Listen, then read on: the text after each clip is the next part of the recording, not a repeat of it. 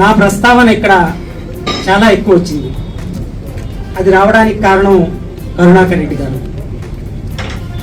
అంటే నాకు కూడా చాలా ఆశ్చర్యం, కరుణాకర్ రెడ్డి గారి నోటి నుంచి అట్లాంటి మాటలు వినడం అనేది నాకు కూడా తెలియదు. నాకు పత్రికల్లో వచ్చిన దాని పట్ల అన్నది అది నా వ్యక్తిగతమైన అంశం కాదు. నేను ఒక పత్రికలో ఉద్యోగిని మాత్రమే. ఆ పత్రిక విధానానికి అనుగుణంగా నేను ఆ పత్రికలో వార్తల్ని ప్రచురిస్తాను. వార్తలు నేను రాయను, రాసేవాళ్ళు రిపోర్టర్లు ఉంటారు, వాటిల్ని సరిదిద్ది ప్రచురిస్తాను. అయితే నాకు ఒక్క విషయం అర్థమైంది ఆయన మాటలను బట్టి. అక్షరం ఎంత పదునైనది, ఎంత శక్తివంతమైనది, ఎంత విస్ఫోటనం కలిగిస్తుంది, ఎంత భయపెడుతుంది అనేది ఆయన గొంతులో ధ్వనించింది, ఆయన బెదిరింపులో వినిపించింది. ఆయన బెదిరించాను అనుకున్నాడు కానీ పాపం భయపడుతున్నాడు అని నాకు అర్థం.